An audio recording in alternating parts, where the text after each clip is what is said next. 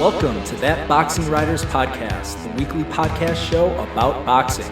I'm That Boxing Writer, Jeremy Harridges, and let's start the show. Hello, fight fans. I'm That Boxing Writer, Jeremy Harridges, and welcome to episode 19 of That Boxing Writers Podcast. Woo! Well, this one is coming at you a little bit late. I am filming this on Saturday, February 5th, the day of many fights. But I didn't want to leave you guys hanging. I wanted to give you some predictions. Of course, I wanted to talk about the news of Katie Taylor versus Amanda Serrano. I have a lot going on for you guys with that today. If you're watching this on YouTube, you're going to see this in a couple different segments. You're going to see the first part, which is me making the fight predictions, which if you're watching on YouTube, you're going to get that immediately. If you're listening on Spotify, Apple Music, or iTunes Store, or wherever, you might be getting this one a little bit late, but at least you can go back and fact check me and see how I did. First, few personal things going on. Hopefully, if you're checking this out on Spotify or iTunes, the iTunes Store, you see that there's a new cover photo. Everyone's doing like cartoony little types of covers. So I thought I'd get in on it too. Messed with one a little bit. Tell me what you guys think about it. For those of you that are seeing this right now on YouTube, leave me a comment below.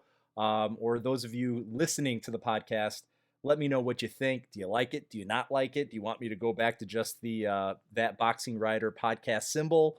Let me know. The other thing, I'm continuing my beard growth throughout the winter. And I don't particularly like it. But I have some beard products, and I feel guilty if I just shave off the beard now after buying the beard products, then I'm just going to have them sitting there. So I think I'm going to wait till they at least run out or, go for a while. But I mean, this thing is itchy, man. It's getting to me. I trim it up, but it's bothering me. For those of you that have beards, give me some tips, because this is new to me. So let me know what you do to manage the beast of a beard. I'm curious to know. I also started doing I not a diet per se, but I guess it's a diet because I'm restricting myself from certain types of foods. But over the pandemic, my weight started to go up, not a ton, but a little bit. And I could see it in my face. I wasn't happy with it. And of course, I've been working out, not as much as I'd like to, torn pec and everything, which I had fixed, but trying to get back to where I was isn't easy. So I'm doing that, but I haven't been as consistent, especially with boxing and teaching and everything like that. So my wife kind of went on this thing, this basically it's like portion control, eating healthy and making sure that you're not overindulging yourself. And we've been doing this for close to 4 weeks. I have an ultimate goal. I'd like to get back down to my high school weight, where was right around 176. And now that sounds precise because everything to me is in boxing terms. So I'm thinking the light heavyweight limit. I want to get back to my light heavyweight limit. So I'm trying to get down that far. I started at 212. I'm not a math guy. I'm an English guy. I'm with words. So I think that's a 36-pound weight loss that I'm gunning for, which, hey, I'm 37 years old. It's not as easy as it once was to go down there. My metabolism, as I've gotten older, has slowed down quite a bit. So in just 3 to 4 weeks time, I've gotten down over 15 pounds. So I'm close to halfway to my goal already. So once I hit that 176, I made the goal that, all right, once I do that, this can go. Of course, with beard products and all that. But once I get to that point, then I can shave. So it's kind of like my scarlet letter right now. As long as I have this on, that I haven't hit my target weight. So that's my thing. But also, if you guys have some different tips for low-calorie options, let me know, because I'm doing that as well. So we'll see how it goes. Like I said, 212 was the starting point. I'm about 197 right now, on my path down to 176. So I'm making good strides. So anyway, thought you guys would like to know a little bit something personal about me, starting to throw a little bit of myself out there. But I'm riding a wave of good things going on. As you guys are going to see, I've had amazing interviews that have kept me entirely busy. As far as my content on fansided.com/boxing, that's where all my written work's at. I've had some good pieces out there. I'm still behind on a couple. I've got an interview with a bare knuckler, Mark Godbeer, still waiting to come out. That one took place a little bit ago. His fight's not until March, but I've had so much erupting in the form of boxing lately. I've got Katie Taylor. That one will be coming out within the next day or two. So those are two big interviews that you guys will like to see.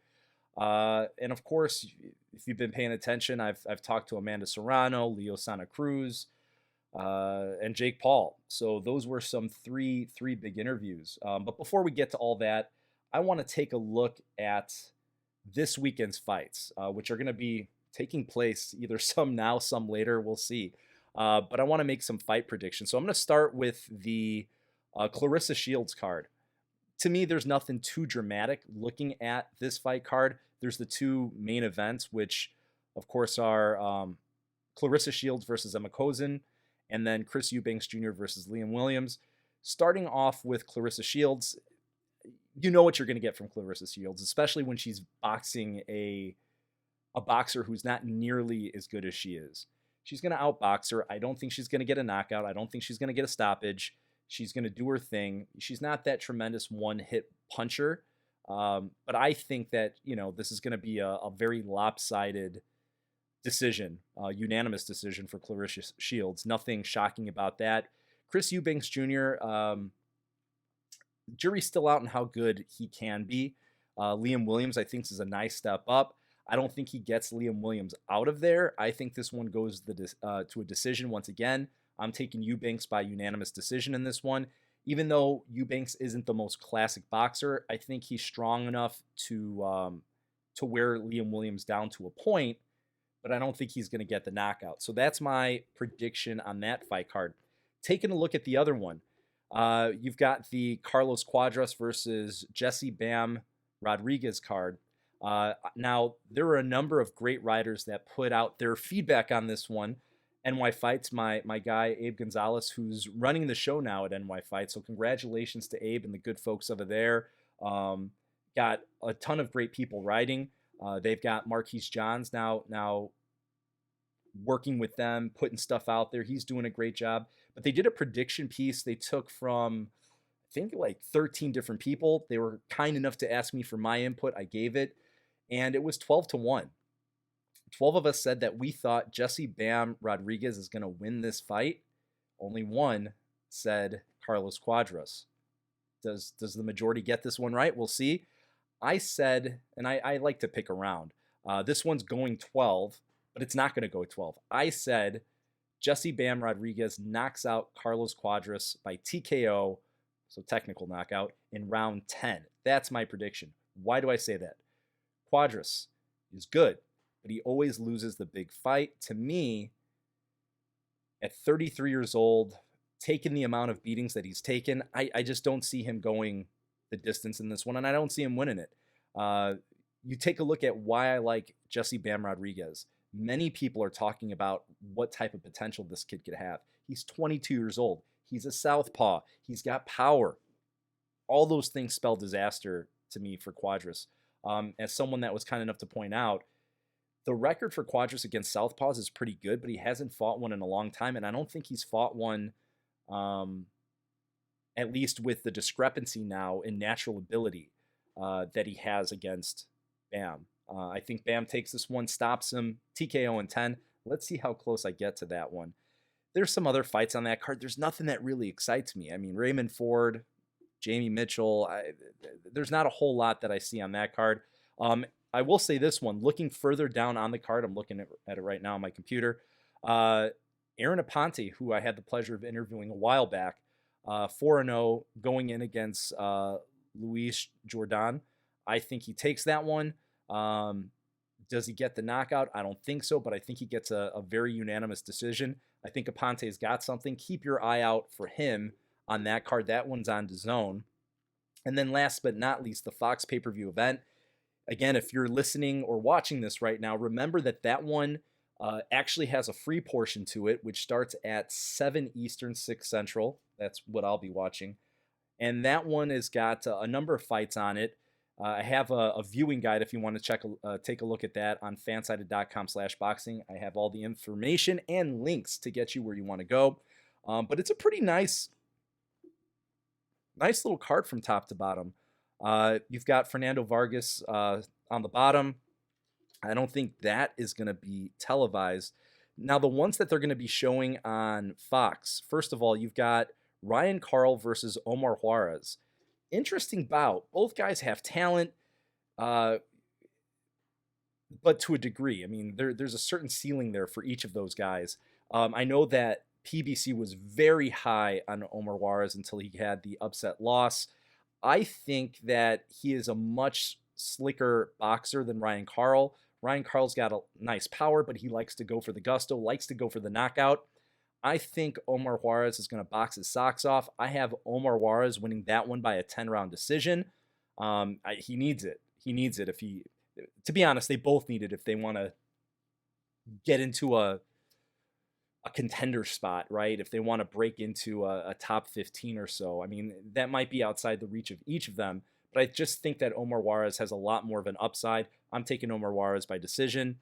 You've got Jesus Ramos, who's fantastic. That'll be actually on the pay-per-view card. Abel Ramos, his uncle, is going to be fighting Lucas Santamaria. I'm going to go Abel Ramos KO. I like to put a round on it. Let's say round 8 or 9. I'm going to go with 8. Jesus Ramos, the young stud, that one's on the pay-per-view card. At least I believe it is. Takes on Vladimir Hernandez. So I'm going with Jesus Ramos by knockout. I'm going to say 7 on that one. We'll see how I go with that.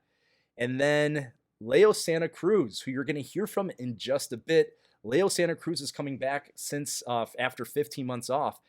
He had a brutal knockout loss against Gervonta Davis. He was boxing well, got caught. Talks to me about that. You got to respect him for his candid, how candid he was in the interview with me. And when you hear it or watch it, I think you're going to be impressed with just how straightforward he is with everything. He doesn't hide anything. He just puts it out there. So I really respect Leo Santa Cruz. I think he's still got plenty more left in the tank, fighting as a featherweight, which is where he should be. Does he get the knockout? I don't think so. I think this one goes the distance. It's only a 10-round fight against Keenan Carbajal. I think he takes Keenan 10, beats him. I wouldn't be shocked if Leo Santa Cruz stops him later, but since it's a 10-round fight, I'm going to say Leo Santa Cruz wins a unanimous decision. Luis Nettie versus Carlos Castro. A lot of people are picking Castro to win. I agree with them. Does Castro get the stop? That's the question to me. No, he doesn't get the stop. I just don't see him with the knockout power there, but I think that he's a superb boxer. I think Luis Nettie, I was telling some other people this, I think it's very mental with Luis Nettie. I don't think that... I think he's shot mentally. I think his confidence is gone, and it's hard for a fighter to get that back once they've lost it. So I don't see him being that danger that he once was. I mean, he had that power, and he was knocking people out, but after PEDs and bad performances and changing coaches, he's looking for something that it's up here. If you're going to figure it out, it's going to be in your own mind. It's having self-confidence, having direction, knowing what you want to do. I think his discipline shot. I think his focus is shot. I think his self-confidence is shot, and I don't see him getting it back. Carlos Castro beats him by a decision. It's going to be unanimous. I just don't think he has the power to knock out Nettie. So Carlos Castro. And last but not least, you've got Keith Thurman versus Mario Barrios, the fight that everyone's talking about for this weekend. It's an interesting bout because you have question marks from both guys, both coming off losses. Of course, Keith Thurman been off for nearly 3 years since losing to Manny Pacquiao, his only loss of his career.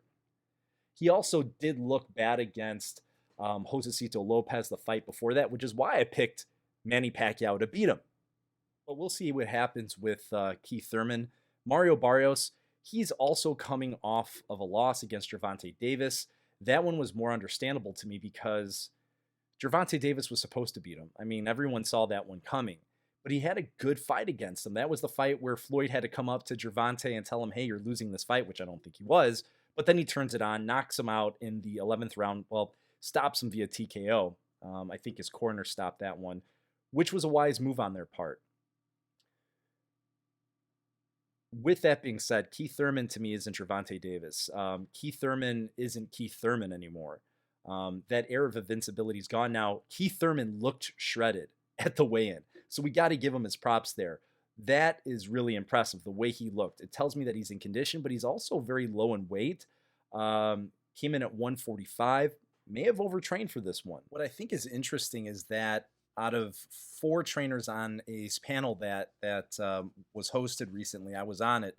I wasn't part of the panel. I was talking to the trainers. Ismail Salas, Robert Garcia, Derek James, and Stephen Bredman Edwards. Out of all of them, 3 out of the 4 are picking Mario Barrios. I'm going with them on this one. I think Mario Barrios is going to be the younger, fresher guy. He's more active. I think he's bigger. I think that this move up to welterweight might be a positive move for him. He's young enough to where he can transfer well to that weight class. So I'm going to take Mario Barrios by decision. I don't think he stops Keith Thurman, but it wouldn't shock me if he did either. So we'll see how that plays out.